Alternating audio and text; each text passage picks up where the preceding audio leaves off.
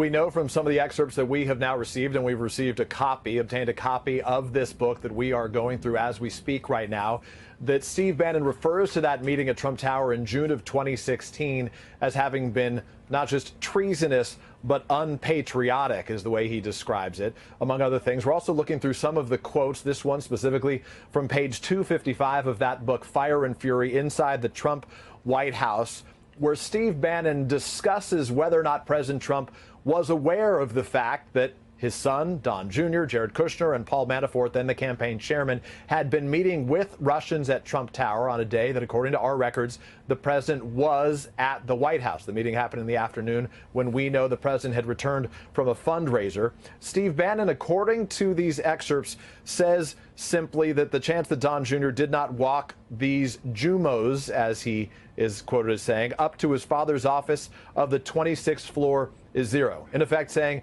there is no way that the president was unaware that this meeting was taking place under his nose, in effect, in his building at Trump Tower on that day. You'll remember that the White House press secretary, Sarah Sanders, said that the president was only aware of that meeting earlier this summer. That's after we first learned the details of the president putting out that statement, or helping contribute to a statement that his son Don Jr. put out, saying that the meeting really focused on Russian adoption and not about anything further than that. So this is significant, and that it gives us yet another window into what is believable about what have happened back then. We have reached out not just to the president's attorneys today here at the White House and outside, but also to those representing some of the other members of the inner circle, including Jared Kushner, who is said to have been in that meeting on that day. When I'm done speaking to you, we'll reach out to Don Jr.'s attorney as well to see if they have any comment on this as well. Stephanie?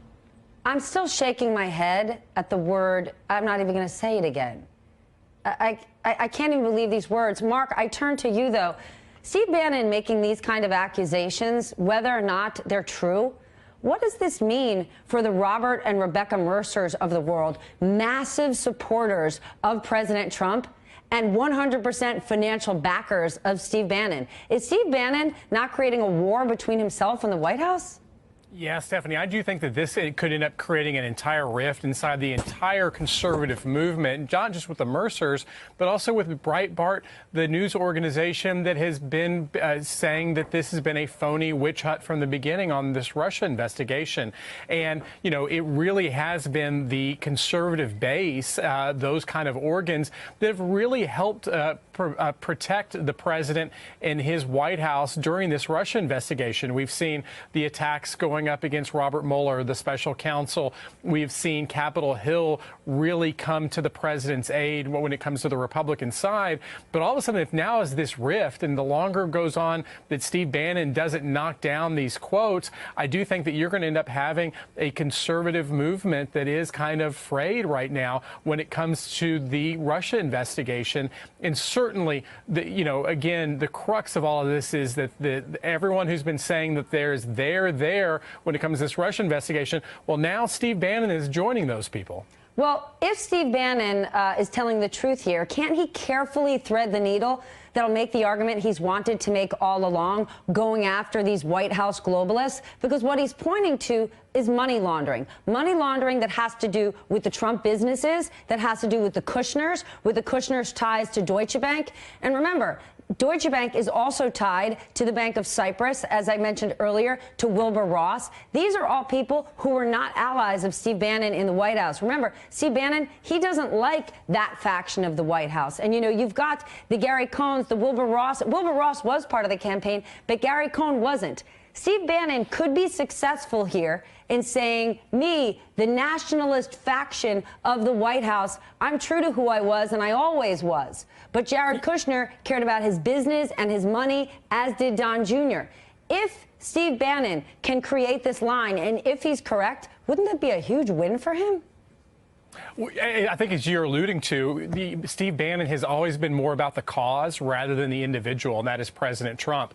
And, you know, the cause is a populist type of White House, and the more that the policy that is coming from the White House isn't all that populist, it does seem that you could have the motivation for Steve Bannon to say, look, I was against this right from the beginning.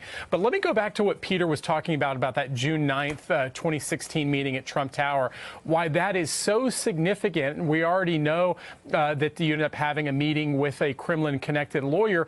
But, Stephanie, we know now of multiple interactions that the Trump team ended up having with Russians or their intermediaries. And whether it was that June 9th meeting, whether it was Don Jr. And his direct messages over Twitter with WikiLeaks, or George Papadopoulos and his own interactions abroad, there are now multiple points where Trump campaign or campaign officials were interacting with Russians. And going back to the campaigns that I've covered since 2004, Stephanie, that just doesn't happen. A normal presidential campaign isn't dealing or talking or interacting with a foreign government, particularly a foreign government that has an adversarial relationship with the United States. Peter, if Steve Bannon seems to have this definitive information or smoking guns, wouldn't he be lawyered up and speaking to Robert Mueller and his team? Why would he be sharing this with the general public?